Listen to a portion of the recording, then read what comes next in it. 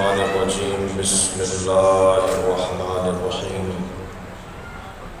الحمد للہ الذی لا یبلغ مدحته القائلون ولا يحصي نعماءه العادون ولا يؤدي حقه المجتهدون الذي ليس لصفته حد محدود ولا نعت موجود ولا وقت معدود ولا أجل ممدود فطر الخلائق بقدرته ونشر الرياح برحمته الصلاة والسلام على الرسول المسدد المصطفى الأمجد المحمود الأحمد سیدنا ومولانا ومولا الكونين جد الحسن والحسين معاني أبا القاسم محمد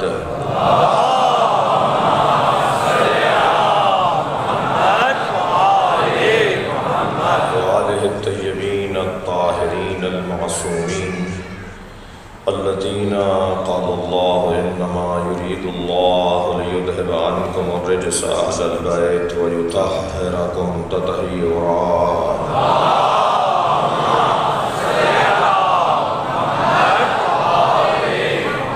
ولعنة الله على أعدائهم أجمعين من يوم عداوتهم إلى قيام يوم الدين أما بعد قال الحكيم في قرآن الكريم بسم الله الرحمن الرحيم فمن حاجك فيه من بعد ما جاءك من العلم فقل تعالوا ندعو أبناءنا وأبناءكم ونساءنا ونساءكم وأنفسنا وأنفسكم ثم نبتهل فنجعل لعنة الله على الكاذبين صلوات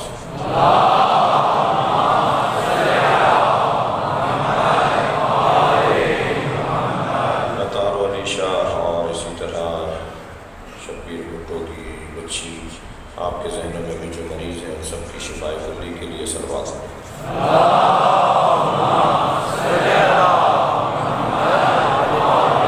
تمام سے ایک سورہ فاتحہ 3 مرتبہ سورہ اخلاص مرحوم مغفور سید قائم رضا نقوی میں سید محمود رضا نقوی محمد رضا نقوی سید محمد رضا نقوی سنجیدہ خاتون مومنین مومنات مسلمین مسلمات جتنے بھی یہاں احباب تشریف فرمائے ہیں ان سب کے مرحومین کو شامل سورہ فاتحہ بسم اللہ الرحمن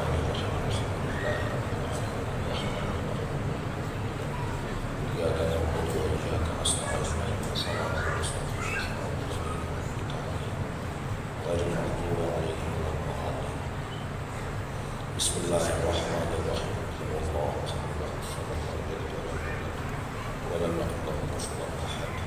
بسم اللہ الرحمن الرحیم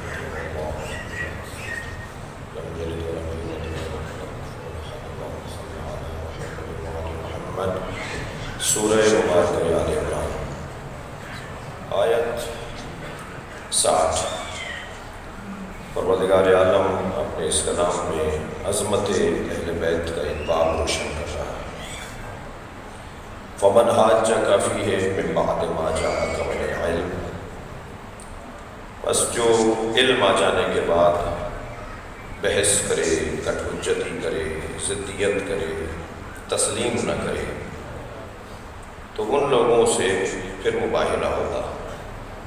پہلی بات تو میرے کم سن ساتھیوں ہمیں اپنا دلیل ہونا چاہیے، دلیل کے آگے جھک جانا چاہیے، یا دلیل دیں یا دلیل لیں۔ جو علم اور استدلال کے بعد بھی بحث و مباحثہ کرے اسے اللہ پسند نہیں کرتا۔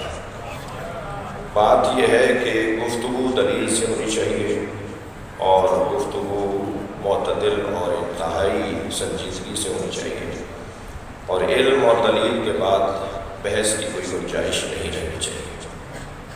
میں ایک فضائی سفر میں تھا، میرے ساتھ ایک پاکستان کے بہت بزرگ عالم دین مفتی صاحب تھے۔ ہم نے اپنے دوستوں سے کہا کہ ہمیں ان کے ساتھ سیٹ کروا دیجیے، ہماری سیٹ ساتھ کروا دیجیے، کچھ رستے میں گفتگو ہو جائے۔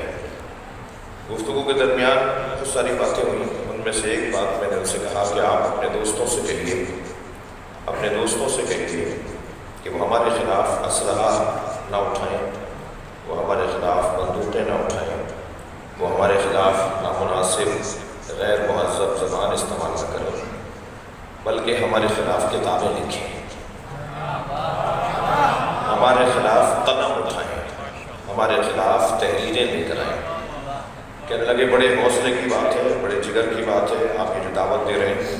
میں نے کہا دیکھیے، ان کے اسلحہ اٹھانے سے، ان کی زور زبردستی اور دھونس سے بات کرنے سے ہمیں کوئی نقصان نہیں ہوگا، بلکہ مجموعی طور پر ہمیں فائدہ ہوگا۔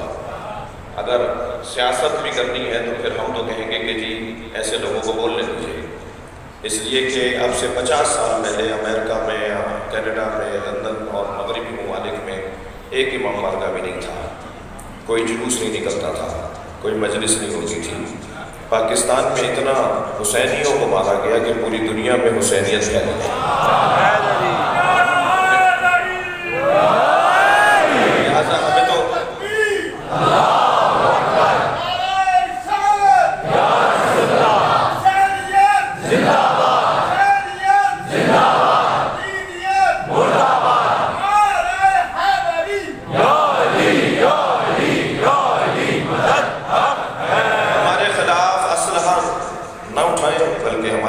قلم اٹھائیں۔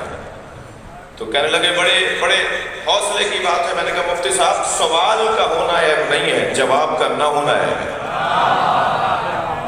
پھر ہم بات کریں گے، ہم دلائل دیں گے۔ اور الحمدللہ سب کا احترام رہنا چاہیے، کسی کے بارے میں کوئی منفی بات ہم نہیں کر رہے، لیکن قرآن کی تفسیر، احادیث کا علم کسی طور بھی ہمارے پاس کسی سے کم نہیں ہے۔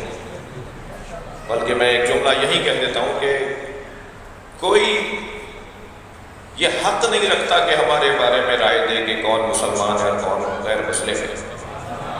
تم سے سوال یہ ہے کہ تم ہو کون جو یہ طے کر رہے ہو کہ کون مسلمان ہے، کون کافر ہے، کون مسلمان ہے؟ تمہاری حیثیت کیا ہے؟ اور اگر کبھی حیثیت طے پا گئی نا کہ کون یہ رائے دے سکتا ہے، تو وہ رائے ہم دے سکتے ہیں، اس لیے کہ ہم سالم دین سے جڑے ہوئے لوگ ہیں، قرآن اور حدیث اور اہل بیت سے جڑے ہوئے لوگ ہیں۔ تو یہ والی بحث نہیں، بلکہ دلیل سے بات کرو، استدلال سے بات کرو۔ اور اللہ پسند نہیں کرتا ان لوگوں کو کہ جو ضدیت میں آ جائیں، اللہ انہیں پسند کرتا ہے کہ جو دلیل مان لیں اور دلیل دیں۔ ہاتھ برہانکم ان کنتم صادقین، کہاں ہے تمہاری دلیل، کہاں ہے تمہارا استدلال؟ اگر تم دلیل رکھتے ہو تو لے کر آؤ، اگر سچے ہو تو دلیل لے کر آؤ۔ پسند نہیں کر رہا اللہ انہوں کو۔ فمن حاجک، جو حجت کرتے ہیں، کٹ حجتی کرتے ہیں، فمن حاجک فیہ من بعد ما جاءک من العلم، علم آ جانے کے بعد بھی جو بحث و مباحثہ کرے تو ان سے پھر مباحثہ ہوگا۔ بحث کیا تھی؟ بحث یہ تھی کہ حضرت عیسیٰ چونکہ بغیر باپ کے دنیا میں آئے ہیں، اس لیے حضرت عیسیٰ اللہ کے بیٹے ہیں، معذرت۔ سرکار نے فرمایا یہ دلیل نہیں ہے، اور دلیل کو جب دلیل سے رکھ دیا جائے تو اس کی دو قسمیں ہیں، ایک دلیل حلی یا دلیل علمی اور ایک دلیل لفظی۔ سرکار نے پہلے ان کی دلیل کو رد کیا کہ اگر یہی دلیل ہے کہ ان کے باپ نہیں تھے اس لیے حضرت عیسیٰ معاذ اللہ ابن اللہ ہے، تو پھر حضرت آدم کی تو ماں بھی نہیں تھی، تو کیا حضرت آدم کے بارے میں تم یہی رائے رکھتے ہو؟ تو حضرت آدم کے بارے میں تو یہ رائے نہیں ہے۔ پھر اللہ لم یلد ہے ولم یولد ہے، اللہ کا کوئی بیٹا ہے نہ اللہ کا کوئی باپ ہے۔ کہا جی اللہ کے سب سے بڑے بندے، سب سے قرب رکھنے والے، اللہ سے سب سے زیادہ قریب اگر کوئی وجود ہے تو حضرت عیسیٰ کا ہے۔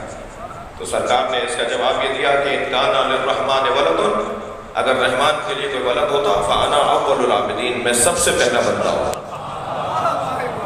میں سب سے پہلا بندہ ہوں اللہ کا۔ اگر یہی طے کر رہے ہو کہ جو سب سے زیادہ قرب رکھے، جو سب سے بڑا بندہ ہو معاذ اللہ، وہی پھر اللہ کا بیٹا ہو، تو میں تو اول العابدین، سب سے پہلا بندہ تو میں ہوں۔ اول سے مراد ترتیب میں بھی اول، اول سے مراد حیثیت میں بھی اول۔ سرکار حیثیت میں بھی اول العابدین اور ترتیب میں بھی اول العابدین۔ کچھ نہیں تھا اور ہمارے نبی تھے۔ اللہ نے سب سے پہلی مخلوق اگر بنائی ہے تو اسے مصطفیٰ کہا جاتا ہے۔ بلکہ میں یوں کہہ دوں کہ اللہ نے انہیں بنا کر ہی ان کے طفیل میں سب بنایا ہے، اور بلکہ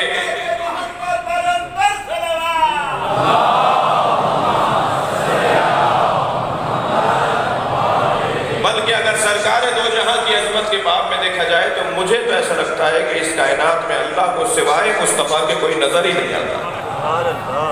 عین ہے، رجل ہے، اذن ہے، لسان ہے، جی پنڈلیوں کو دیکھ رہا ہے اللہ، ہاتھوں کو دیکھ رہا ہے اللہ، آنکھوں کو دیکھ رہا ہے اللہ۔ سرکار دو جہاں سے اللہ کا رابطہ ایسا ہے جیسے عاشق اور معشوق کا رابطہ ہو۔ البتہ یہ جب بحث آئے گی تو بڑی حسین بات آ جائے گی، لیکن میں ایک جملہ کہہ کے گزر جاؤں کہ یہ کبھی عاشق ہوتے ہیں اور کبھی معشوق ہوتے ہیں۔ سرکار جب احمد ہوتے ہیں تو عاشق ہوتے ہیں، جب محمد ہوتے ہیں تو معشوق ہوتے ہیں۔ اللہ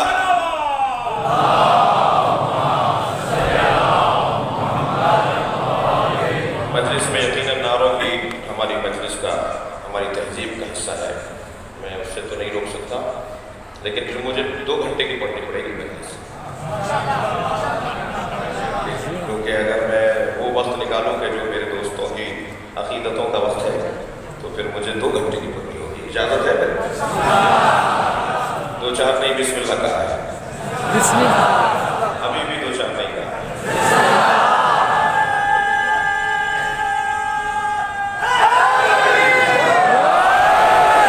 ایک صاحب کہنے لگے آپ کی مجلس سننے جائیں تو 2 گھنٹے چاہیے، آدھا گھنٹہ پہلے جائیں جو جگہ مل جائے، اور آدھا گھنٹے بعد تک گاڑی سے ڈھونڈنا اور پارکنگ سے نکالنے میں لگ جاتا ہے۔ تو میں نہیں چاہوں گا کہ بہت زیادہ زحمت آپ کو دوں، بات اپنی آگے بڑھا رہا ہوں کہ دلیل استدلال، ان بچوں اور جوانوں سے گزارش کروں گا کہ اپنے ادلہ کو مضبوط کریں۔ ہلکی بات کرنے والا شیعہ نہیں ہوتا،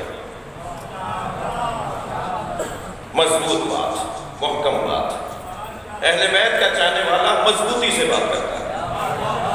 دلیل اگر نہیں ہے تو دلیل لے لو کسی سے، مانگ لو کسی سے۔ یہ خود سے جو دماغ میں بات آئی اس کو ڈال دیا اور دلیل اور جواب کے طور پر، اس میں کبھی کبھی کمزوری سامنے آ جاتی ہے۔ بات مانیں، اور اگر آپ کی بات کمزور ہے تو دوسرے کی مان لیں، کوئی مسئلہ نہیں ہے۔ یہ کیا بات ہوئی کہ اگر میں شیعہ ہوں تو میری ساری باتیں ٹھیک ہوں، اور اگر کوئی دوسرا غیر شیعہ ہے تو اس کی ساری باتیں غلط ہوں گی؟ یہ کوئی بات نہیں ہے، یہ معقول بات نہیں ہے۔ چند خامیاں میرے شیعہ برادری کو اپنی صحیح کرنی ہوں گی، ان کو صحیح کرنا ہوگا۔ چند خامیاں ہیں جو سنیوں کو صحیح کرنا ہوگا۔ کمزوریاں کچھ وہاں ہیں، کمزوریاں کچھ یہاں ہیں۔ اس وقت اگر میں ان کمزوریوں کی طرف جاؤں گا تو میں اپنے مضمون سے دور ہو جاؤں گا، لیکن ایک اشارہ دے رہا ہوں کہ سوچیں کہ وہ کون سی کمزوریاں ہیں جو شیعہ برادری میں ہیں، وہ کون سی کمزوریاں ہیں جو سنی برادری میں ہیں، اور ان کمزوریوں کی طرف توجہ کر کے خود سے دور کرنے کی ضرورت ہے۔ یہ بھی قاعدہ لے لیجیے کہ پوری قوم کبھی بھی ٹھیک نہیں ہوتی۔ جو قوم کو ٹھیک کرنے کی بات کرتے ہیں نا، انہوں نے روٹ ہی غلط لیا ہے، انہوں نے رستہ ہی غلط لیا ہے۔ پوری قوم کبھی ٹھیک نہیں ہوتی، فرد ٹھیک ہوتا ہے۔ فرد پر کام کریں، اور فرد میں بھی سب سے پہلے اپنے اوپر کام کریں۔ جو اپنے اوپر کام کر جائے گا اسے حق ہوگا، اس کے پاس تاثیر ہوگی، اس کے پاس روحانیت اور نورانیت ہوگی کہ وہ دوسرے پر بھی اثر کر سکے۔ جب میں اپنے اوپر ہی کام نہیں کر پایا، میں نے اپنے آپ کو نہیں سنبھالا، تو میں دوسرے کا درد دلتا پھروں، کچھ بھی نہیں ہوگا، کوئی فائدہ نہیں ہے۔ اللہ نے ساری مخلوق کو بنا کر بڑی مخلوق کے حوالے کیا۔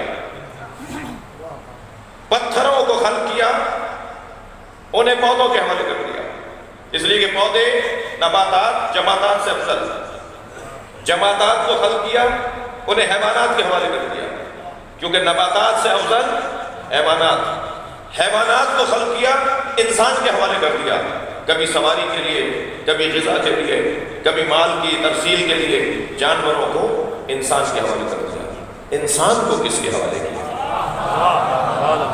اللہ جب ہر مخلوق کو بالا تر مخلوق کے حوالے کر رہا ہے تو انسان کو کس کے حوالے کیا؟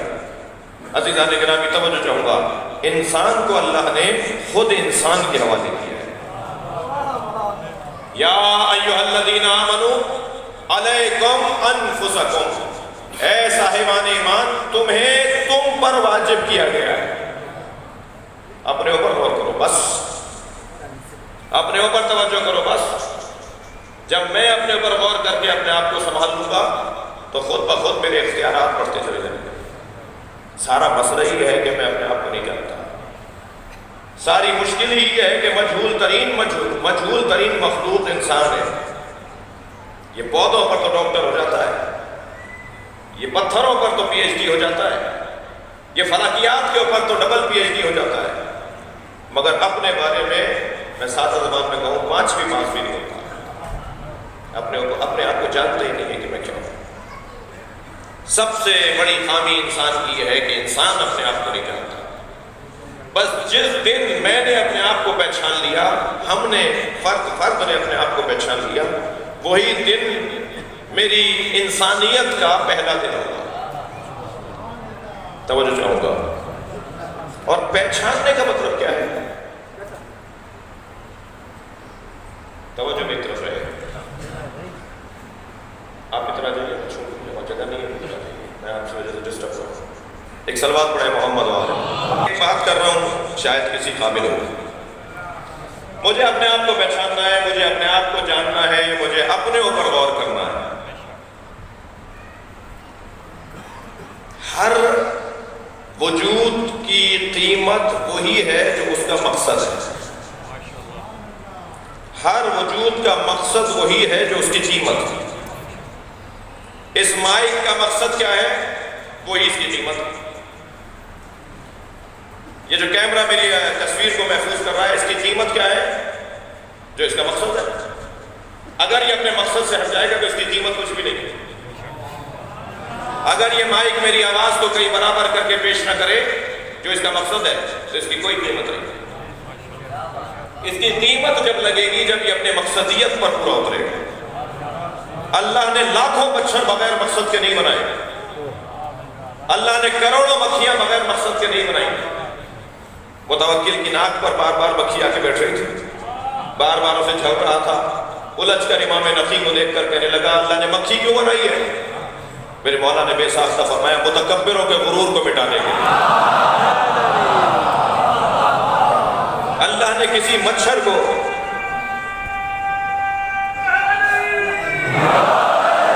بغیر مقصد کے کسی مکھی کو نہیں بنایا. تو پھر اللہ نے مجھے اور آپ کو بغیر مقصد سے کیوں بنایا ہوگا؟ ہمارا بھی کوئی مقصد ہے. بس جو میرا مقصد ہے وہی میری قیمت ہے. قیمت کل امرئ ما یحسنہ. ہر شخص کی قیمت وہی ہے جس کو وہ پسند کرتا ہے.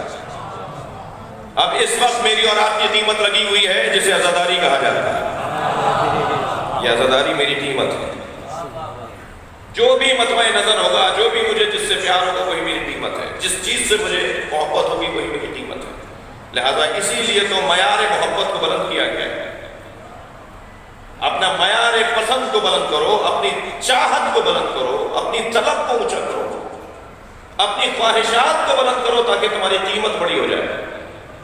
چھوٹی چیزوں پر اپنے آپ کو نہ بیچو, اپنی قیمت نہ لگاؤ ان چیزوں کے عوض کے جو تمہاری قیمت نہیں ہے. میں اپنی قیمت جاننا چاہتا ہوں, میری قیمت کیا ہے, دیکھنا چاہوں گا. تو کیسے معلوم ہوگا کہ میری قیمت کیا ہے؟ میں کیوں مجلس اعضاء میں آ کے بیٹھ رہا ہوں؟ اس لیے کہ مجھے کچھ اخلاقی کمالات سے پیار ہے, اور اخلاقی کمالات کا مجموعہ اہل بیت ہے. لہٰذا مجھے اہل بیت سے پیار ہے. ہم تو میرٹ پر ماننے والے لوگ ہیں جی. علم سب سے زیادہ کس کے پاس؟ عالم. سخاوت کس کی بلند؟ پنجتن. شجاعت کس کی بلند؟ علی جی. عزت کس کے پاس زیادہ؟ اہل بیت. غیرت کس کے پاس زیادہ؟ اہل بیت. منصب کس کے پاس الہی ہیں؟ اہل بیت. تو جتنے بھی کمالات ہیں وہ سب یہاں کمال پر ہیں. لہذا میں ان سے پیار ہے, اور میرا اور آپ کا کام تو ان کے کمالات کو بیان کرنا ہے. پیار تو فطری ہے. مجھے کسی کو زبردستی کوئی دینا لینا نہیں پڑے گا کہ تم اہل بیت سے محبت کرو, اور یہ وہ محبت ہے ہی نہیں جو کسی لین دین سے ہوتی ہے, بلکہ انسان کی فطرت راغب ہوتی ہے کہ مجھے ان سے پیار ہونا چاہیے. میری کیا قیمت ہے؟ میری قیمت اس وقت مجھ پر روشن ہوگی کہ جب میں ان سے دوستی کروں جن کی قیمت روشن ہے، جن کی قیمت لگی ہوئی ہے، جنہوں نے قیمت لگا دی ہے، جنہوں نے اپنے آپ کو بیچ دیا ہے. جی توجہ ہے. تو یہ جو قیمت کے باب میں میں ایک قدم آگے آنا چاہتا ہوں، میرے توجہات کا طالب ہوں. سب سے اچھی قیمت علی نے لگوائی ہے. بستر نبی پہ سو کر سب سے اچھی قیمت مولا علی نے لگوائی ہے. اپنے آپ کو بیچا ہے، اللہ کی مرضیوں کو خریدا ہے. تو جو معاشرے کا اچھا کاروباری ہو، تاجر ہو، اچھا بیوپاری ہو، اچھی قیمت لگانے والا ہو، بڑا تاجر ہو، وہی چھوٹے تاجروں کے لیے رہنما ہوتا ہے.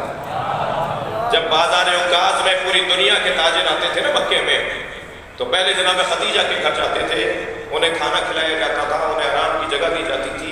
جب سارے تاجر آ جاتے تھے تو جناب خدیجہ کے ہاں ایک اجلاس ہوتا تھا. سیدہ پردے کے اس طرف بیٹھی ہوتی تھی، سیدۃ التجار بی بی طے کرتی تھی کہ کون سی جنس کی کیا قیمت ہوگی. تو جو بڑا کاروباری ہوتا ہے، جو بڑا تاجر ہوتا ہے، وہی مارکیٹ کا ریٹ طے کرتا ہے. بات اس وقت اپنے بارے میں ہو رہی ہے. ہماری قیمت کیا ہے یہ علی بتائیں گے، اس لیے کہ علی نے اپنی سب سے اچھی قیمت لگائی. وَمِنَ النَّاسِ مَن يَشْرِي نَفْسَهُ ابْتِغَاءَ مَرْضَاتِ اللَّهِ. لوگوں میں سے کچھ ہیں جو اپنے آپ کو بیچ ڈالتے ہیں اور اللہ کی مرضیاں خرید لیتے ہیں. صلوات پڑھیں گے محمد و آل محمد.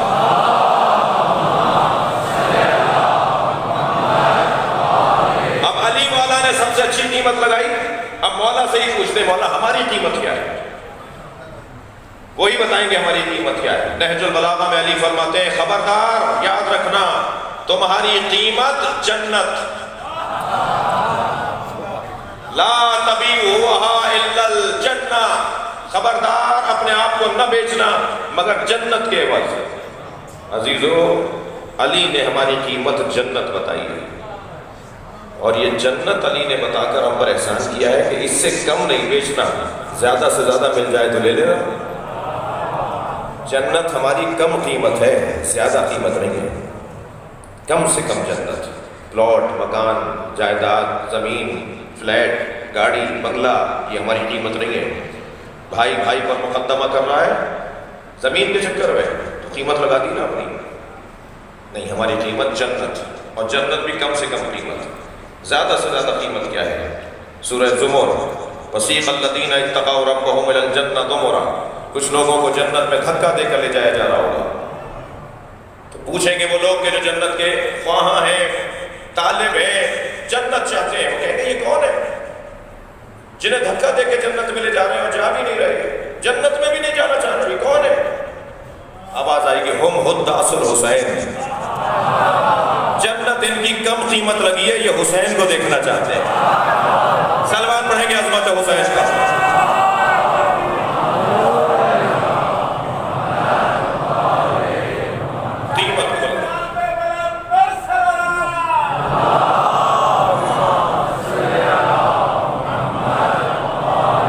اپنی قیمت بڑھانے کی ضرورت ہے. جتنی قیمت میری بڑھتی چلی جائے گی اتنا ہی میں قیمتی ہوتا چلا جاؤں گا. میں قیمتی ہوں گا تو میری قیمت بڑھے گی. خبردار علم آ جانے کے بعد کٹ حجتی نہ کرنا.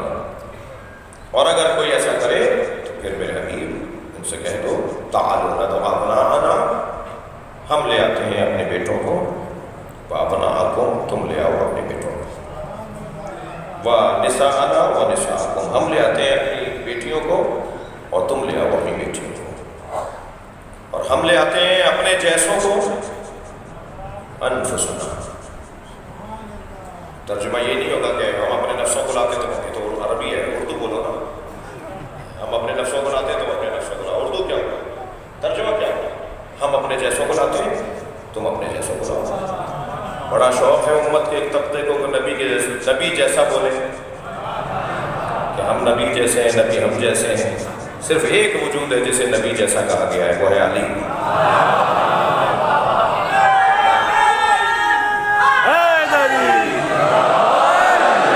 علی کی ذات ہے جو نبی جیسی ہے. میری آج کی مجلس کی ضمیر یہاں مکمل ہوئی.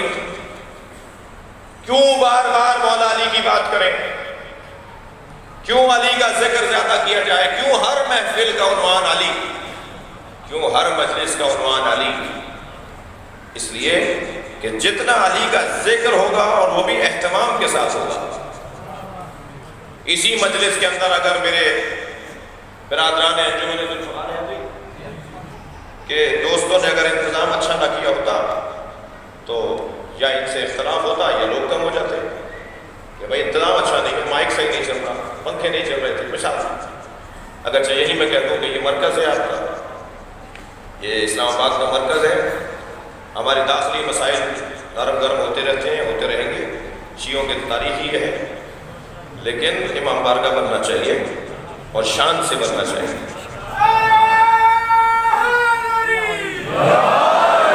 مسجد کو شان سے بننا چاہیے، امام بارگاہ کو شان سے بننا چاہیے. ہمارے گھروں سے اچھا گھر حسین کا ہونا چاہیے. ہمارے گھر سے اچھا گھر مسجد یعنی اللہ کا گھر ہونا چاہیے. لہذا جو جتنا اپنا حصہ ڈالے گا اس کے لیے وہ صدقہ جاریہ ہے. ایک صلوات پڑھیں گے محمد و آل محمد.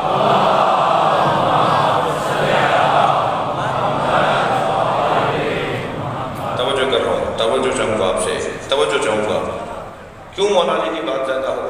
کیوں بار بار علی کی بات زیادہ ہو؟ اس لیے کہ جتنا علی کی بات ہم سجا کر کریں گے، مولا علی کا ذکر ہم سجا کر کریں گے، اتنا ہی مولا علی سے محبت ہوگی، اور جتنی محبت ہوگی اتنا ہی علی سے عشق ہوگا، اور جتنا علی سے عشق ہوگا اتنا ہی اللہ کے بندوں میں اضافہ ہوگا. اور اصل ہدف یہ ہے، یہ وسیلہ ہے، یہ ذریعہ ہے اللہ تک پہنچنے کا.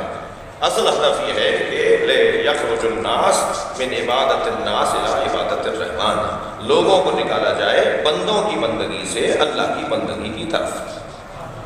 مقصد جہاد یہی ہے کہ لوگوں کو اللہ کی بندگی تک پہنچنے کے لیے جو رستہ ہے وہ مولا علی کا رستہ ہے. اور یہ مشق میں بھی آ چکی ہے بات. جتنے بھی عرفانی اور روحانی سلسلے ہیں وہ سب علی پہ جا کے ختم ہوتے ہیں.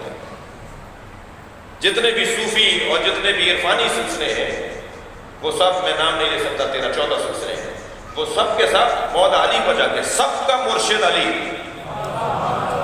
سب کا مولا علی، سب کو علی نے بتایا ہے کہ اللہ سے کیسے بات کرنی ہے. دقت چاہوں گا عزیزو، جملہ محسوس کریں گے. یہ ہم سے جب بات کرتے ہیں تو ہماری عقل کے مطابق بات کرتے ہیں، جب اللہ سے بات کرتے ہیں تو اپنی عقل کے مطابق بات کرتے ہیں.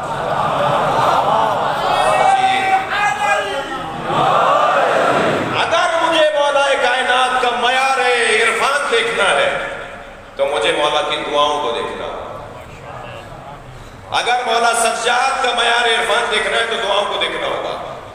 ایک ایک دعا، 56 دعائیں صحیفہ کاملہ میں، ایک ایک دعا پر 10 جلدیں لکھی جاتی ہیں، تب بھی لکھنے والا کہتا ہے میں نے کچھ نہیں لکھا.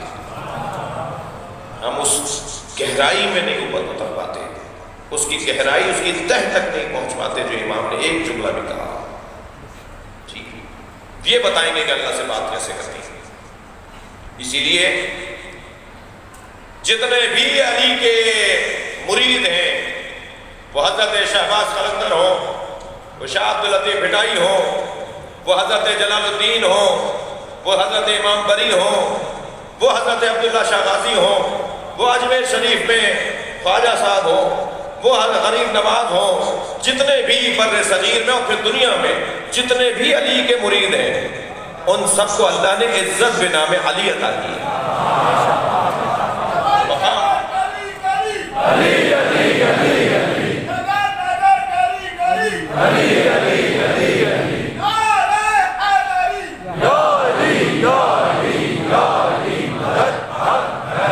توجہ ہے میرے ساتھ. لہذا شہبند شریف، اجمیر شریف، مگر نجف اشرف، وہ جتنے بھی مقامات مقدسہ ہیں ان سب کا مقام اول اگر کوئی ہے تو وہ علی کی ذات، علی سے.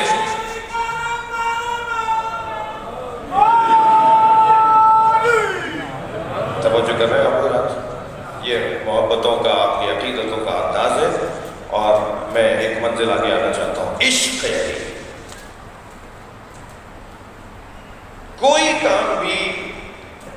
بغیر اہتمام کے کیا جائے گا تو اس کا اثر نہیں ہوگا۔ جو کام بھی اہتمام کے ساتھ کیا جائے گا، چاہے کام غلط ہو، اس کا اثر ہوگا۔ اگر کام ٹھیک ہے، صحیح ہے، حق ہے، سچ ہے، تو اسے اہتمام کے ساتھ کرنا ہوگا تاکہ اس کا اثر ہو۔ ایک صاحب کہنے لگے میرا بچہ نماز نہیں پڑھتا۔ میں نے کہا آپ پہلے بتائیے آپ کیسے پڑھتے ہیں؟ کہنے لگے کیا مطلب مولانا میں تو نماز پڑھتا ہوں۔ میں کہا تھوڑا سا بتا دیجیے کیسے پڑھتے ہیں۔ معلوم ہے جی تہمت میں نماز پڑھتے ہیں، کچھے میں نماز پڑھتے ہیں، بنیان میں نماز پڑھتے ہیں، بال بگڑے میں نماز پڑھتے ہیں، پسینوں کے کپڑوں میں نماز پڑھتے ہیں، سجدہ کا کالی ہو گئی اس میں نماز پڑھتے ہیں، جہاں نماز دھوئے ہوئے 10 سال ہو گئے اس میں نماز پڑھتے ہیں۔ تو بچے کو نماز سے پیار کیسے ہوگا؟ آپ کیا تو نماز انتہائی اور نماز کا طریقہ انتہائی نظر انداز ہے، یعنی کوئی حیثیت ہی نہیں ہے جہاں نماز کی۔ کارپیٹ گھر کا اچھا ہوتا ہے جہاں نمازوں میں مٹی بھری ہوئی ہوتی ہے۔ مجھے معاف کیجیے گا اگر جس کے یہاں نہیں ہے تو وہ پریشان نہ ہو، چکنی ہو جاتی ہے سجدہ گاہ، مجھے معاف کریں میں بہت نیچے آ کے بات کر رہا ہوں۔ کیسے بچے کو پیار ہوگا نماز سے؟ بھائی یہ بچہ اس وقت نماز سے پیار کرے گا کہ جب دیکھے گا کہ ابا غسل مستحب بھی کرنے آئے ہیں، اجلے سے کپڑے پہن کر آئینے کے سامنے کھڑے ہو کر خوشبو لگا رہے ہیں، بالوں میں کنگھی کر رہے ہیں اور سنور رہے ہیں، بن رہے ہیں، اور وہ بڑھا کے پوچھ لے کہ ابا کسی گورنر سے ملنے جا رہے ہیں، تو وہ پلٹ کے کہے کہ گورنروں کے گورنر سے ملنے جا رہے ہیں۔ دنیا کا کوئی صاحب حیثیت نہیں ہے جو اللہ کے سامنے حیثیت رکھتا ہو، مگر یہ کہ اس نے اللہ کی بندگی کی ہوتا ہو۔ تو اب اس بچے کو اس نماز سے پیار ہوگا جس نماز کو اہتمام کے ساتھ ادا کیا جائے گا۔ کہنے کی ضرورت ہی نہیں ہے ایسے بیٹا نماز پڑھو، میں خود اپنی نماز کو بہتر کروں، ایسے ہی عزاداری ہے، ایسے ہی جلوس ہے۔ ابا تو ویسے ہی 10 دن کے مسلمان ہیں، اور بعض تو 10 دن میں بھی 9 اور 10 محرم کے ہیں، اور 9 اور 10 محرم کو بھی پورے جلوس میں نہیں جاتے، اس لیے کہ سال بھر عادت نہیں ہے مجلس اور جلوس میں جانے کی۔ جب سال بھر جلوس اور مجلس میں جانے کی عادت نہیں ہے تو یہ تھک جاتے ہیں، آدھے جلوس سے واپس آ جاتے ہیں۔ تو یہ بچہ آپ کا عزادار کیسے ہوگا؟ یہ بچہ آپ کا ماتمی کیسے ہوگا؟ جی خدا کے واسطے دوسرے کی خاطر جینے کا جذبہ، ایک نتیجہ اس کا یہ ہے کہ ہم اچھے نمازی ہو جائیں تاکہ ہماری نسلوں میں نماز منتقل ہو، ہم اچھے عزادار ہو جائیں تاکہ ہماری نسلوں میں عزاداری منتقل ہو۔ اہتمام کریں۔ اللہ نے پیسہ دیا ہے، اس کا مطلب یہ ہے کہ تکبر کریں۔ مجلس گھر میں ہو رہی ہے، نوکر فرش بچھا رہے ہیں، نوکر مائک لگا رہے ہیں، نوکر تبرک تقسیم کر رہے ہیں، نوکر تبرک بنوا رہے ہیں۔ نوکر تو بڑا سمجھدار ہے، تنخواہ بھی لے گا، حسین سے شاباش بھی لے گا۔ آپ نے کیا کیا؟ یہ کون سا اسٹیٹس ہے کہ جی بڑے آدمی ہیں تو اب ہم کام نہیں کریں گے، نوکر کرے گا؟ حسین کی بارگاہ میں کوئی بڑا نہیں، اور اگر حسین کے سامنے بھی تم نے اپنے آپ کو بڑا سمجھ لیا تو پھر اس سے زیادہ اور بدبختی کیا ہوگی؟ سارے وسائل ہونے کے باوجود میرے عزیزوں اپنا حصہ ڈالنا ضروری ہے۔ مجھے وہ خاندانی عزادار میرا دل کرتا ہے کہ میں ان کے ہاتھوں کا بوسہ دوں جن کے پاس پیسہ ہے، دولت ہے، وسائل ہیں، مگر اس کے باوجود تبرک تقسیم کرتے وقت ٹوکرا لے کے خود کھڑے ہوتے ہیں، عزاداروں کی جوتیاں خود سیدھی کر رہے ہوتے ہیں، کسی کو دھکا لگنا نہیں دیتے، کسی کو تکلیف نہیں ہونے دیتے۔ آتے جاتے لوگوں سے پوچھتے ہیں تمہیں کوئی تکلیف تو نہیں ہوئی، کوئی پریشانی تو نہیں ہوئی؟ نیاز بن رہی ہے تو خود جا کر اس میں حصہ لیتے ہیں، وہ جو نیاز کا استعمال شدہ برتن ہے اسے خود جا کے دھوتے ہیں، اور نوکر پکڑ رہے ہوتے ہیں کہ حضور میں دھوؤں گا، کہ نہیں مجھے بھی کچھ کرنے دو تاکہ حسین کی بارگاہ میں میری شکل تو پہنچے۔ عزیزان گرامی، جب تک میں خود اپنے آپ کو اس میں نہیں داخل کروں گا اس وقت تک میرا بچہ عزاداری سے محبت نہیں کرے گا۔ اس وقت تک توجہ ہے، میرا بچہ عزاداری سے محبت نہیں کرے گا۔ اہتمام کرنے کی ضرورت ہے، اہتمام کرنے کی ضرورت ہے۔ کیا کریں کہ علی سے محبت بڑھے؟ اہتمام سجائیں۔ گلہ کر رہا ہوں شعراء کرام سے، تشریف فرما ہے، اور جو بعد میں ویڈیو دیکھیں گے یا سن رہے ہوں گے اس وقت پوری دنیا میں، نہج البلاغہ کو منظوم کیوں نہیں کرتے اردو شعراء؟ صحیفہ کاملہ کو منظوم کیوں نہیں کرتے اردو شعراء؟ جی جیسے ہمارے ہاں اردو ادب میں وہ بڑا شاعر شمار ہوتا ہے کہ جو مرثیہ کہہ لے، ایسے ہی عراق ایران میں وہ بڑا شاعر شمار ہوتا ہے جو نہج البلاغہ کو منظوم کر دے. واللہ اگر ہمارے شعراء نے منظوم کرنے کی غرض سے ہی نہج البلاغہ کو پڑھ لیا تو خود ہی فکری بگاڑ ختم ہو جائے گا. علی بگاڑ نہیں آنے دیں گے. علی کو پڑھنے والا کبھی بگڑے ہوئے دماغ کا نہیں ہوتا. توجہ کریں اس بات کی طرف، اہتمام کریں. سب سے، بلکہ میں کہوں گا کسی سے کم نہیں ہے پاکستان کے اہل بیت کے چاہنے والے، دنیا کے کسی شیعہ سے کم نہیں ہے عقیدتوں میں، مگر آپ کے پاس آج تک نہج البلاغہ کی مفصل شرح نہیں ہو. آسٹریلیا، کینیڈا میں، امریکہ میں، لندن میں غیر مسلم نہج البلاغہ کو پڑھ رہے ہیں، مگر نہیں پڑھی جا رہی. تو پاکستان میں اور یوں نہیں پڑھی جا رہی کہ وہ سمجھ میں نہیں آتی. سمجھ میں جب آئے گی جب اس کی شرح ہی نہیں ہے آپ کے پاس.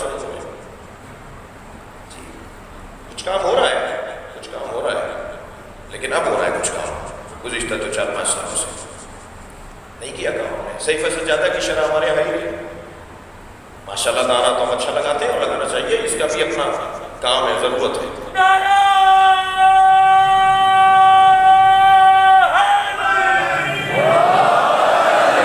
مگر وہ نعرہ وہ لگائیں گے جن کو وہ کام آتا ہے کہ وہ شرح کریں، وہ مولات کو پہنچائیں لوگوں تک. کچھ تلخ باتیں ہو گئی ہوں تو مجھے معاف کیجیے گا، مگر عزیزان گرامی، علی سے عشق یہ میری زندگی کا ہدف، میری زندگی کا مقصد عشق علی، اور عشق علی ہونے پر خود بخود عشق الہی ہوگا. نہیں ہو سکتا کوئی عاشق علی ہو اور وہ عاشق خدا نہ ہو. اپنا روٹ سیدھا کرو تاکہ تمہیں منزل مل جائے، اور وہ رستہ یہی ہے جسے علی بن ابی طالب سے محبت کہا جاتا ہے. اور اس کے لیے کتنا اہتمام کیا گیا وہ بس چند مثالیں سن لیجئے صلوات پڑھ کر.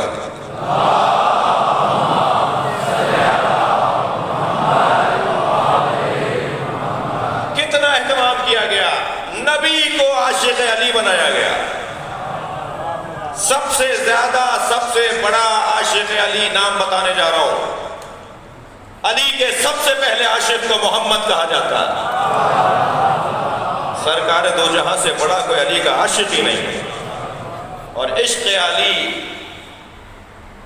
بے عنوان مصطفیٰ. اللہ اکبر. بیمار ہو گئے سرکار، مولا علی سرہانے بیٹھے، کچھ دیر کے لیے آنکھ بند ہوئی، استراحت فرمائی، آنکھ کھولی تو پہلا سوال کیا، اے علی، علی کہاں ہے؟ کہتے ہیں میرے مولا فرماتے ہیں اچھا دو طرفہ، یہ بات ذہن میں رہے کہ عشق دو طرفہ ہوتا ہے. نبی جتنا علی سے عشق کرتے ہیں، علی بھی نبی سے اتنا عشق کرتے ہیں. اور ایسا ہی عشق ہے جیسے اس ہاتھ کو اس ہاتھ سے ہو، ایسا ہی عشق ہے جیسے سینے کو سر سے ہو، جیسے اس ہاتھ کو اس ہاتھ سے ہو. یہ دو کب ہیں جو عشق نہ ہو. ایک ہی حقیقت کی دو تصویریں ہیں، ایک ہی سکے کے دو رخ ہیں. لہٰذا نبی عشق کر رہے ہیں تو ادھر مولا علی کا عشق بھی. چند مثالیں دونوں کی عشق کی لے لیجئے. یمن سے لوٹے، ایک بہت بڑی جنگ سے لوٹے، تو کچھ اصحاب نے آ کر رسول اللہ سے مولا علی کی شکایت کرنا چاہیے. تو ابھی بات کر رہے تھے مولا کے بارے میں، مال کے تقسیم کرنے کی بحث تھی، ابھی بات کر رہے تھے مولا کے بارے میں، تو نبی مکرم نے بے ساختہ فرمایا ما تريدون من علی، کیا چاہتے ہو علی کے بارے میں؟ انہ ولی کل مومن بعدی، علی تمہارا اور ہر مومن کا مولا ہے میرے بعد، میں علی کی کوئی شکایت نہیں سنوں گا. وہ شکایت کرنا چاہتے تھے، نبی نے شکایت نہیں سنی. میرے مولا علی فرماتے ہیں، ابھی علی سے نبی کا پیار اور علی کا نبی سے پیار، فرماتے ہیں لا یقار قلبی من فراقہ ساعتا. مولا علی فرماتے ہیں مجھے میرے دل کو ایک لمحے کے لیے بھی نبی سے فراق برداشت نہیں.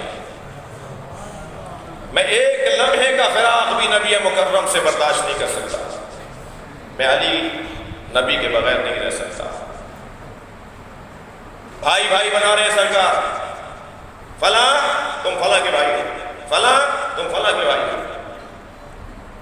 جی مواخات، سب کو سب کا بھائی بنا دیا. علی ممبر کے ساتھ کھڑے ہیں، علی بن ابی طالب کو کسی کا بھائی نہیں بنایا۔ جب سب کو بنا دیا تو مسکرا کے مولا کی طرف دیکھا اور فرمایا ما اخرتک الا لنفسی، میں نے تمہیں آخر میں اس لیے رکھا ہے کہ تم ہی تو میرے بھائی ہو۔ یا علی انت اخی فی الدنیا والآخرہ، یا علی تم دنیا میں بھی میرے بھائی ہو اور آخرت میں بھی میرے بھائی ہو۔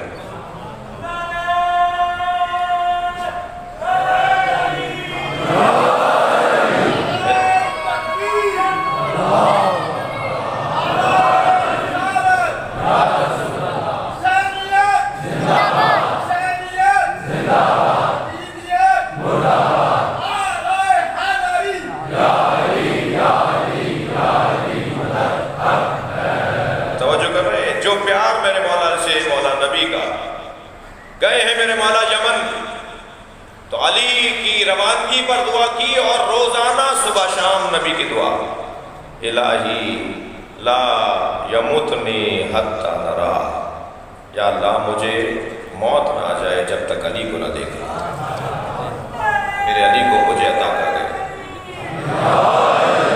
یہ نبی مکرم کا پیار۔ فرمایا جب میں جنت میں جاؤں گا تو علی میرے آگے چل رہا ہوگا، مجھ سے پہلے جنت میں جائے گا۔ ابن ابیجا نے سوال کر لیا، یا رسول اللہ علی آپ سے پہلے جنت میں جائے گا؟ انا علی اثرہ، مولا نبی فرما رہے ہیں میں علی کے پیچھے چل رہا ہوں گا۔ تو ایک صحابی نے تعجب سے پوچھ لیا، یا رسول اللہ علی آپ کے آگے چلیں گے، آپ علی کے پیچھے چلیں گے؟ تو میرے مولا نبی نے بے ساختہ فرمایا تمہیں پتہ نہیں ہے وہ صاحب لوائی، علی میرا پرچمدار اور علمدار ہے، اور علمدار آگے چلتا ہے۔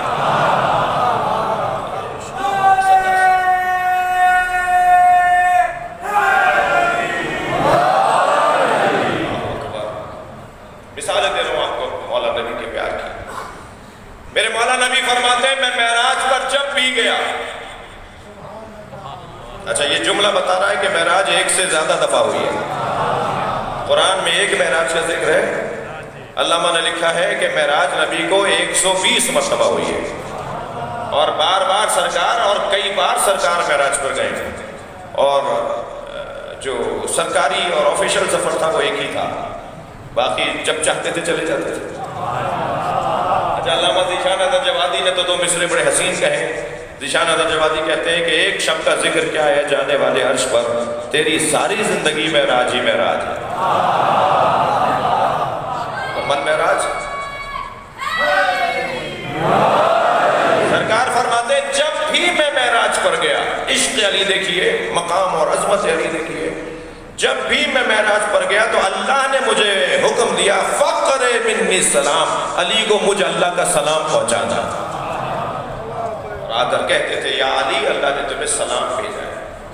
مسلمان اس الجھنے میں لگا ہوا ہے کہ علیہ السلام بولے یا رضی اللہ بولے،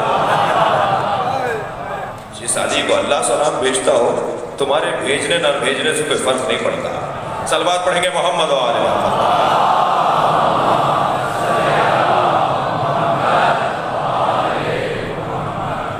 مولا علی کا عشق دیکھیے، مولا علی کا پیار دیکھیے۔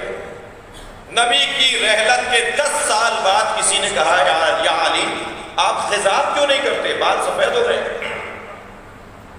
تو فرمایا نحن قوم فی المصیبہ، ہم تو مصیبت ہیں، اور جو مصیبت میں ہوتا ہے وہ خضاب نہیں کرتا۔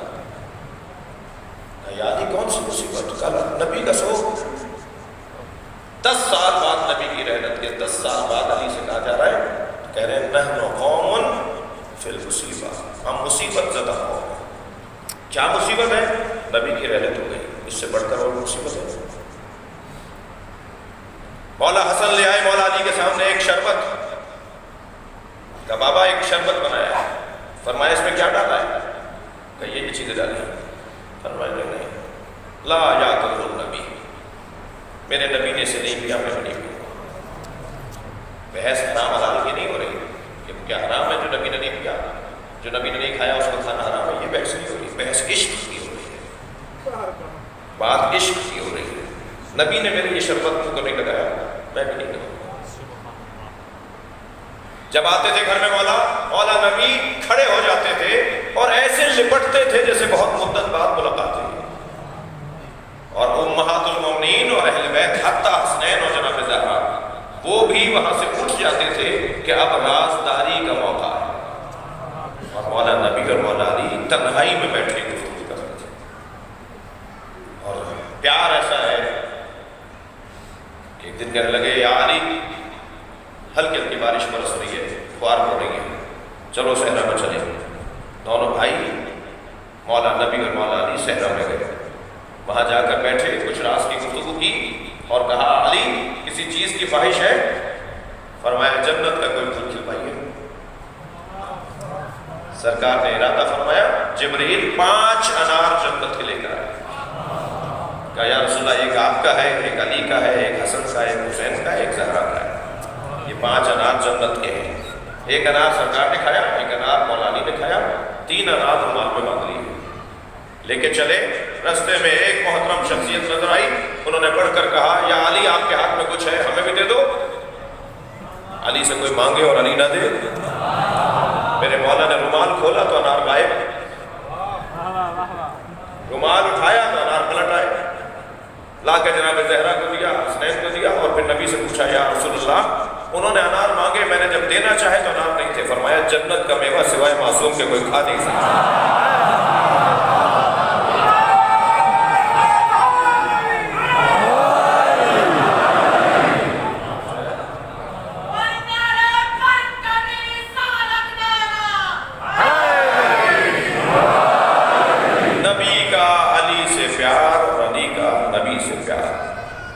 عزیزہ نگرامی اتنا پیار ہے دونوں کو ایک دوسرے سے کہ ان دونوں کو ایک دوسرے کا سایہ کہا جائے، بلکہ کہہ دوں کہ جس نبی کا سایہ نہیں تھا اسی کے سائے کو علی کہتے ہیں۔ کبھی علی کے بغیر مولا نبی کا دن مکمل نہیں ہوتا، انتظار کرتے ہیں کون ہے جو میرے ساتھ یہ تیرے مشوی کھائے گا، کہ وہی کھائے گا جو تم جیسا ہے، جس سے تمہیں پیار ہے اسے کھلاؤ۔ بہت لوگ آئے مگر نبی نے کہا نہیں، اور پھر جب مولا علی آئے تو ان کے ساتھ بیٹھ کر وہ تیرے مشوی، حدیث ہے تیرے مشوی، قصہ لہذا اسی یہ پیار کا نتیجہ ہے، یہ عشق کا نتیجہ ہے کہ نبی چاہتے ہیں کہ ہر محفل میں علی کی بات ہو، اپنی محفلوں کو مجلسوں کا علی کے ذکر سے زینت ہو، اور جب علی کی بات ہوگی تو سماج عالی ہوگا، مزاج عالی ہوگا، معاشرہ بلند ہوگا، خود بخود ترقی ہوگی، فکر بشر ہوگی۔ صرف اور صرف میں اگر مولا علی کے کلام نہج البلاغہ کو پڑھوں جو میری دسترسی میں ہے تو آپ خود محسوس کریں گے کہ ہم فکری طور پر کتنے بلند ہوتے جا رہے ہیں۔ انفسنا وانفسکم، ہم اپنے نفسوں کو لاتے ہیں، تم اپنے جیسوں کو لاؤ، ہم اپنے جیسوں کو لاتے ہیں، اور اپنے جیسوں میں مولا علی کا موجود ہے۔ علی کو دیکھ کر نبی رو رہے ہیں، یا رسول اللہ آپ کو کسی چیز نے تکلیف پہنچائی؟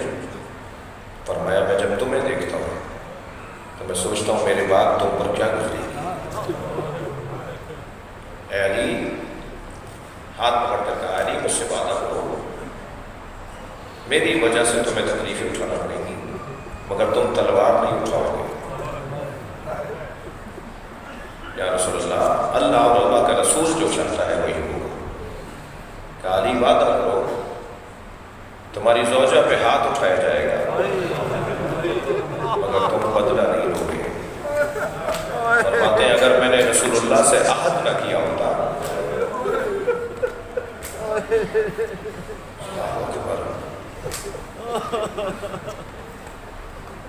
12 مہر لگی ہوئی دستاویزات جبریل لے کر آئے، کہا یا رسول اللہ یہ آپ کے 12 جانشینوں کے احکامات ہیں، اللہ نے آپ کے 12 خلفاء کے احکامات بھیجے ہیں۔ مولا علی نے اپنے حصے کا کھولا، باقی امام حسن کو دے دیے، امام حسن نے اپنے حصے کا کھولا، امام حسین، ہر امام اپنے اپنے حصے کے احکامات جو اللہ کی مشیت ہے، جو اللہ ان سے چاہتا ہے انہیں بتا دیا کہ کیا ہونا ہے، تمہیں کیا کرنا ہے، وہ کھولتے تھے اور اس حکم کے مطابق اپنی امامت کے ایام کو گزارتے تھے۔ علی کو پہلے سے پتا تھا. یہ بچہ پوچھتا ہے اس وقت علی کہاں تھے جب دروازہ گر رہا تھا؟ علی وہیں تھے، علی دیکھ رہے تھے. یہی تو امتحان تھا نا علی کا. فرماتے ہیں یا علی تلوار نہیں اٹھاؤ گے؟ بیٹھے ہوئے تھے، کھڑے ہو گئے، آنکھوں میں آنسو بھر کے کہا اچھا یہ ہے نا ذہن میں میرے بچوں اور جوانوں کے کہ مولا علی غیرت مند بہت تھے. جناب زہرا کی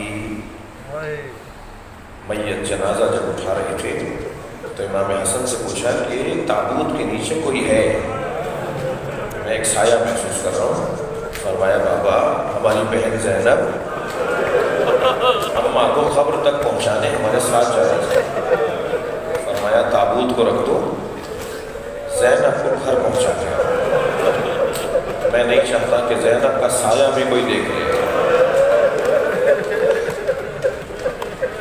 جو علی اپنی بچی کا سایہ بھی، میں نے پڑھا کہ جب نبی کے مزار پر جناب زینب جاتی تھی نا تو رات کی تاریکی میں لے جایا جاتا تھا تاکہ شہر بند ہو جائے اور کوئی اجنبی رستے میں مل نہ جائے، اور اگر مل بھی جائے تو حلقہ بنا کر جناب زینب کو لے کے جاتے تھے. امام حسن آگے چل رہے ہوتے تھے، امام حسین پیچھے چل رہے ہوتے تھے، محمد حنفیہ دائیں، عباس بائیں. اس سجا کر اہتمام کے ساتھ جناب زینب کو لے جاتے تھے.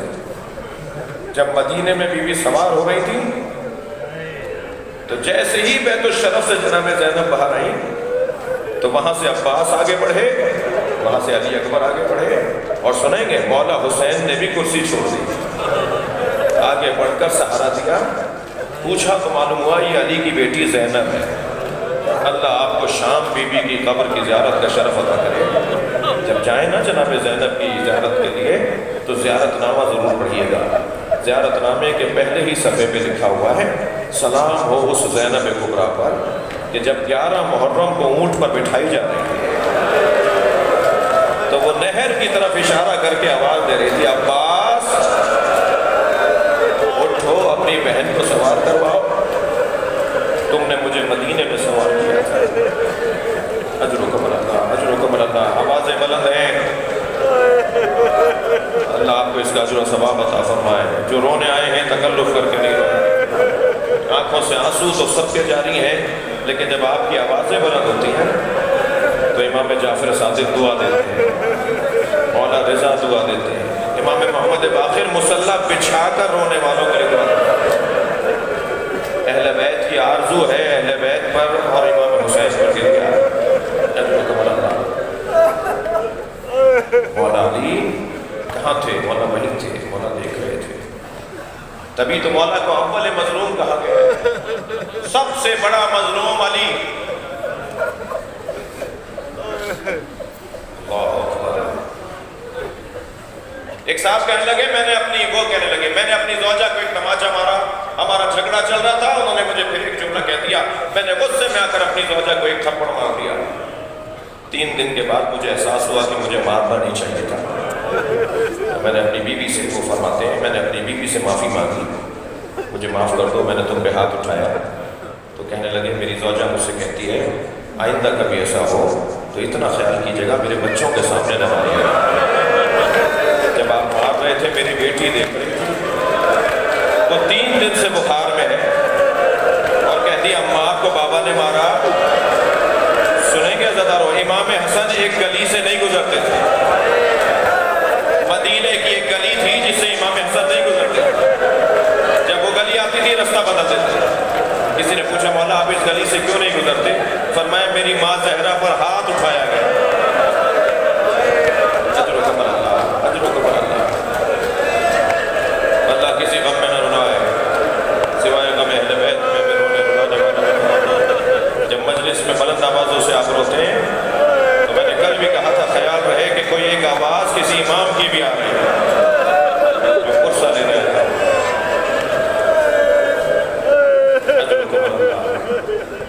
کچھ دوستوں کی خواہش، کچھ دوستوں کی فرمائش اور میں بھی کچھ مصائب اس کیفیت کے حامل ہو کر بیان کرنے کی کوشش کرتا ہوں جو میرے بیان کا، ہمارے بیان کا حق ہے۔ مصائب کا حق تو ہم ادا نہیں کر سکتے، نہ آپ رو کر ادا کر سکتے ہیں، نہ پڑھ کر میں ادا کر سکتا ہوں۔ یہ زینب 3 سال کی ہیں، نبی دروازے میں سلام کرنے آئے، السلام علیکم یا اہل بیت النبوہ و معدن الرسالہ و مختلف الملائکہ و محبت الوحی۔ نبی نے سیدہ کے دروازے پہ فجر کے بعد سلام کیا، بی بی زینب نے دروازہ کھولا۔ جتنا پیار حسین سے نبی کو ہے اس سے کم پیار نہیں ہے زینب سے، اتنا ہی پیار زینب کبریٰ سے بھی ہے۔ آگے بڑھ کے پیشانی کا بوسہ دیا اور کہا بیٹا تم دروازے پہ کیوں آئی ہو؟ کہا بابا رات کو خواب دیکھا ہے۔ اماں زہرا کہتی ہیں نانا سے تعبیر پوچھو۔ نبی اپنی بچی کو سامنے لے کر بیٹھ گئے، اپنے سامنے بٹھایا، زینب کیا خواب دیکھا ہے؟ نانا میں نے خواب دیکھا ہے صحرا میں تنہا ہوں، میں ایک بیابان میں تنہا ہوں، نانا تیز آندھی چل رہی ہے اور آندھی اتنی تیز ہے کہ میرے پیر زمین سے اکھڑ رہے ہیں۔ میں نے ایک درخت کا سہارا دیا مگر کچھ دیر کے بعد وہ درخت زمین سے اکھڑ گیا۔ نانا پھر دور ایک درخت نظر آیا، میں نے اس کا سہارا لیا مگر وہ درخت بھی زمین سے اکھڑ گیا۔ پھر ایک تیسرا درخت نظر آیا، میں نے اس کا سہارا لیا، وہ درخت بھی زمین سے اکھڑ گیا۔ نانا اگر خواب یہاں مکمل ہو گیا ہوتا تو میں آپ کو اتنی زحمت نہ دیتی۔ خواب یہاں مکمل نہیں ہوا، دور دور تک کوئی سہارا نظر نہیں آ رہا، آندھی تیز چل رہی ہے، میں اپنے آپ کو بچانے کی کوشش کر رہی ہوں، میرے سر سے چادر اتر گئی۔ نبی کی آنکھوں میں آنسو، فرمایا زینب تمہارے 3 سہارے ہیں، تمہارا بابا علی تمہارا سہارا، تمہارا بھائی حسن بھائی حسین تمہارے سہارا، اور زینب ایک بیابان ہوگا جسے کرب و بلا کہتے ہیں، ہاں تمہارے سر سے چادر اترے گی۔ اللہ اکبر۔ رونے والوں میرے ایک سوال کا جواب ذہن میں لا کر گریا کریں، جو زینب کبھی بابا کے سامنے بغیر چادر کے نہ جاتی ہے، جو زینب کبھی بھائیوں کے سامنے بغیر چادر کے نہ جاتی ہے، میں رونے والوں سے سوال کر رہا ہوں جنہیں رونا آ رہا ہے، اس نے شام غریبہ میں نماز مغرب کیسے پڑھی؟ بغیر چادر کی علی کی بیٹی،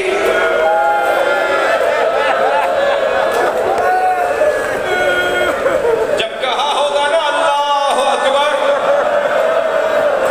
جب نیت کی ہوگی نماز مغرب کی تو اللہ سے کہا ہوگا یا اللہ بغیر چادر کی میری نماز، میری یہ نماز قبول کر دے۔ اجرکم اللہ، اجرکم اللہ۔ آپ کی آوازیں بلند ہیں، مجھے چند منزلیں لینی ہیں۔ جناب زینب کا ایک لقب ہے مصیبتوں کا کعبہ، جس کے گرد مصیبتیں چکر کاٹتی ہوں، مصیبتوں کا کعبہ۔ 4 سال کا سن ہے جب جناب زہرا کی شہادت ہو گئی، مولا علی سے فرمایا امام بیٹا حسن کمرے میں ہو، میرے بیٹے حسن کو کمرے میں حجرے میں بھیج دو۔ امام حسن سے کچھ گفتگو فرمائی، پھر فرمایا اب حسین کو بھیجو۔ مولا علی نے امام حسین سے کہا جاؤ اپنی ماں سے وصیتیں سنو۔ جا کر امام حسین نے ماں سے کچھ نصیحتیں سنی، آخر میں فرمایا زینب کو بھیجو۔ اب جناب زینب حجرے میں آئیں، تقریباً 4 سال کا سن ہے۔ جناب زینب سے فرمایا زینب یہ صندوق سے اٹھا کے لاؤ۔ جناب زینب صندوق سے اٹھا کے لائی، بیٹا اسے کھولو، اس میں کیا ہے؟ کھولا تو اس میں کفن رکھے ہوئے تھے۔ فرمایا زینب یہ جنت سے 5 کفن آئے تھے، پنجتن کے 5 کفن آئے تھے اور 5 حنوط آئے تھے کفنوں کے ساتھ۔ پہلا کفن نانا کو دے دیا تمہارے، اب یہ 4 کفن ہیں، ایک ایک دکھاتی رہو، میں بتاتی رہوں کس کا کون سا کفن ہے۔ جناب زینب نے ایک کفن دکھایا، میری بیوی نے فرمایا انہی دنوں میں تمہارے بابا گھر میں آئیں گے اور انہیں میں نے بتا دیا ہے کہ کفنوں کی ذمہ داری زینب کی ہے۔ تمہارے بابا آ کر میرا کفن تم سے مانگیں گے، یہ میرا کفن ہے جو جنت سے آیا، یہ کفن اپنے بابا کو دے دینا۔ دوسرا کفن دیکھ کر کہا بیٹا کچھ مدت کے بعد تمہارا بھائی حسن گھر میں آئے گا اور تم سے کہے گا بابا کا کفن لا دو، تو یہ کفن تمہارے بابا علی کا کفن ہے۔ پھر فرمایا اب یہ جو دوسرا کفن ہے، یہ کفن جب کچھ مدت کے بعد تمہارا بھائی حسین گھر میں آئے اور تم سے یہ کفن مانگے تو یہ تمہارے بھائی حسن کا کفن ہے۔ اب آخری کفن رہ گیا، جناب زینب نے اٹھایا، اماں آخری کفن رہ گیا ہے، تو اسے دیکھ کر پہلے زہرا روئی اور روتے ہوئے فرمایا یہ بھی حسن کا کفن ہے۔ جناب زینب نے روتے ہوئے کہا اماں بھائی حسین کا کفن؟ فرمایا حسین کا کفن جنت سے نہیں آیا۔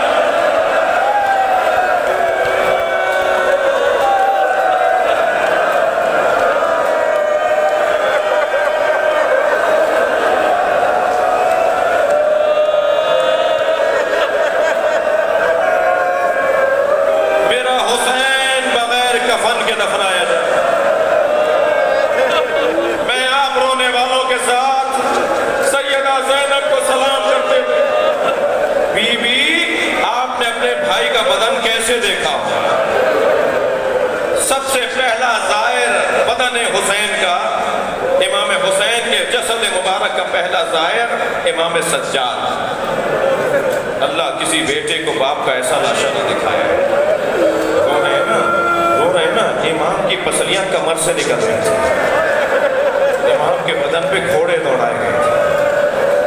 ایک ظالم کہتا ہے کہ جب خیمے لٹ رہے تھے میں لوٹنے گیا تو سب لٹ چکا تھا، میں نے ایک لوٹتے ہوئے سپاہی سے کہا تم نے سارے خیمے لوٹ لیے، سب لوٹ لیا، مجھے کچھ نہیں ملا، تو اس نے کہا حسین کا بدن لوٹا جا رہا ہے۔ اپنی آوازوں کو آزاد کریں گے، میں 2 منزل لوں گا۔ کہتا ہے میں دوڑا حسین کے بدن کے قریب، تو مجھے وہاں بھی پہنچنے میں دیر ہو گئی تھی، حسین کا امامہ کوئی لے گیا تھا، حسین کی ابا کوئی اتار کے لے گیا تھا، حسین کی نالے نے اتار کر کوئی لے گیا تھا، بس حسین کے بدن پر ایک پھٹا ہوا کرتا تھا جو خود میرے مولا نے جگہ جگہ سے پھاڑا تھا پہننے کے بعد۔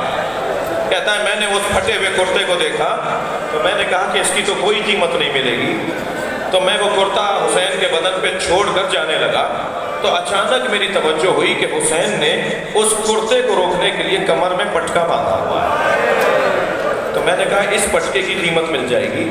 میں حسین کے جسد کے برابر میں بیٹھ گیا، حسین نے 2 گرہیں لگائی ہوئی تھیں اس پٹکے کو، میں نے پہلی گرہ کھولنا چاہی تو حسین کا ہاتھ اٹھنے لگا اور حسین کا ہاتھ اٹھ کر اس گرہ پر آ گیا۔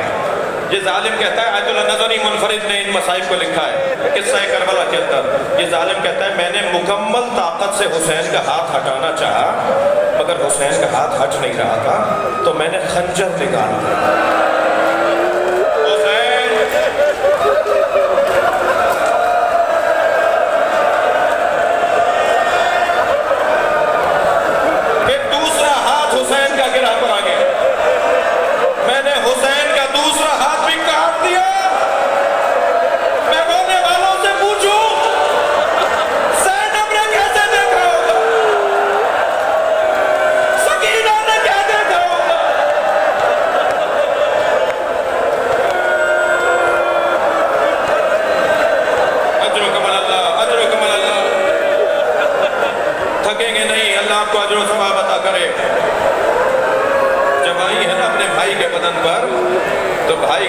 پہچانا نہیں گیا تو آواز دے کر کہا انت اخی زینب، تم ہی زینب کے بھائی حسین ہو؟ اور پھر یہ کہہ کر لاشے کے چکر کاٹنا شروع کیے، مائتی آتی ہیں سرحدیں آتی ہیں، مائتی آتی ہیں سرحدیں آتی ہیں۔ امام سجاد نے پوچھا پھوپھی اماں کیا دیکھ رہی ہیں؟ فرمان لگی سالم جگہ ڈھونڈ رہی ہوں جہاں میں اپنے بھائی کے بدن پہ بوسہ دے سکتا۔ زینب کو کوئی جگہ سالم نظر نہ آئی تو کٹی ہوئی گردن پہ بوسہ دیا، پھر مدینے کی طرف رخ کر کے کہا اماں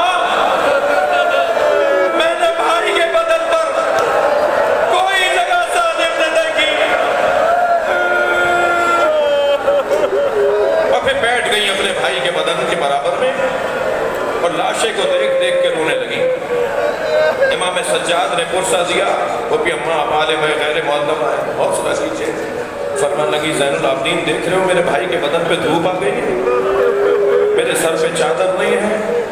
اے زین العابدین میں 3 سال کی تھی، اپنے گھر کے صحن میں سو رہی تھی، کچھ دیر کے بعد میری آنکھ کھلی تو میں نے دیکھا سارے صحن میں دھوپ آ گئی ہے مگر میرے اوپر سایہ ہے، تو مجھے تعجب ہونے لگا یہ سایہ کیسا ہے؟ اے سید سجاد میں نے پہلو بدل کے دیکھا تو یہی بھائی تھا جو چادر پکڑے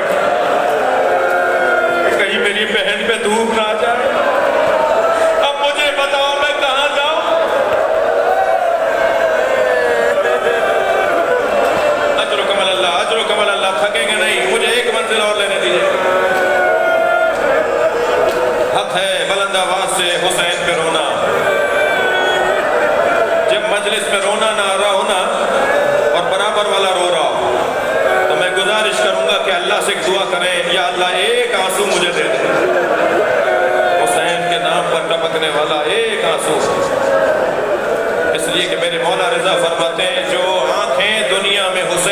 روئیں گی اللہ آخرت میں انہیں رونے نہیں دے گا۔ یہ میری مجلس میرے خطاب میں 1 گھنٹے کا اگر خطاب ہے تو یہ 20 منٹ کے مسائل، اصلی کام تو یہ ہے، اصلی سرمایہ تو یہ ہے۔ لہذا کوشش کریں کہ جتنا زیادہ گریہ ہو سکے۔ سخت جملہ کہنے جا رہا ہوں، جب 11 محرم کو کربلا سے اسیروں کو لے جایا جانے لگا تو سکینہ بابا کا لاشا چھوڑ گئی تھی۔ بچیاں بھی مجلس میں آئی ہوئی ہیں، آپ کے گھروں میں بھی چھوٹی چھوٹی بچیاں ہوں گی۔ بیٹیوں کو باپ سے بڑا پیار ہوتا ہے، باپ بھی بیٹیوں سے زیادہ پیار کرتے ہیں، یہ ایک فطری اور انسانی تقاضے ہیں۔ سکینہ حسین کا تعویذ شمار ہوتا تھا، گلے سے لگے رہنا، سینے پہ سونا، بابا سے ہمیشہ بابا مجھے سینے پہ سنا دیجیے۔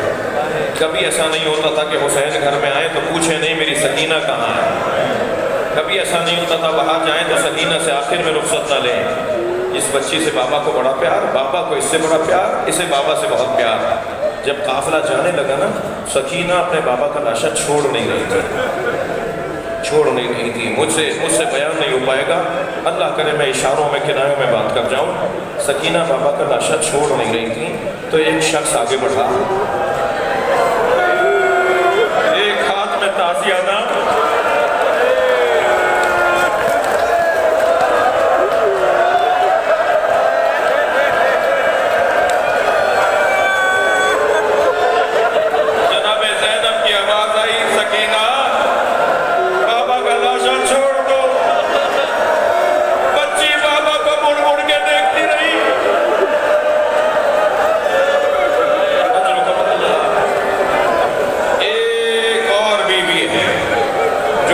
چھوڑ نہیں رہی، اجرکم اللہ، وہ ہے بی بی رباب۔ میرے مولا حسین فرماتے ہیں مجھے وہ گھر اچھے لگتے ہیں جن گھروں میں رباب اور سکینہ نامی عورتیں ہوتی ہیں۔ سکینہ نے، میری زوجہ رباب نے وفاداری کا حق ادا کیا۔ جناب رباب لاشا نہیں چھوڑ رہی تو جناب رباب پر ہاتھ اٹھایا گیا۔ میں کیا پڑھوں؟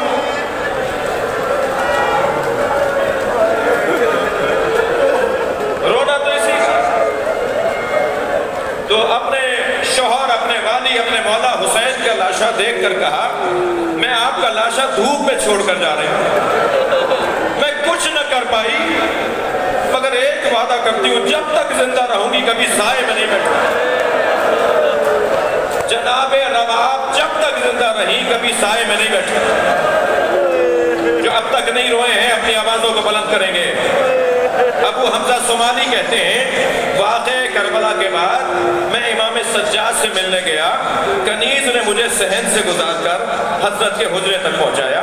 میں جب گزر کر آ رہا تھا تو میں نے دیکھا ایک بی بی ہے جو برقع پہنے دھوپ میں بیٹھی ہے۔ کہتے ہیں بہت دیر میں نے حضرت سے سوالات کیے، حضرت سے مسئلوں کا حل پوچھا۔ جب پلٹنے لگا تو کنیز نے صحن سے گزارا اور مجھے دروازے تک لے جانے لگی تو میں نے دیکھا کہ دھوپ ڈھل گئی ہے اور وہ برقع پہنے بی بی جو دھوپ میں بیٹھی تھی وہ وہاں سے اٹھ کر وہاں آ بیٹھی جہاں دھوپ ہے۔ وہاں پہلے جہاں تھی وہاں سایہ آ گیا، یہ وہاں آ کر بیٹھ گئی جہاں دھوپ ہے۔ تو میں رک گیا، امام سجاد کی آواز آئی اے ابو حمزہ کیوں رک گئے، کیا بات ہے؟ تو میں نے ہاتھ جوڑ کر کہا مولا شاید کسی غلطی پر آپ نے اپنی کنیز کو سزا دی ہے، اسے دھوپ میں بٹھا کر سزا دی ہے، مولا میری وجہ سے معاف کر دیجئے۔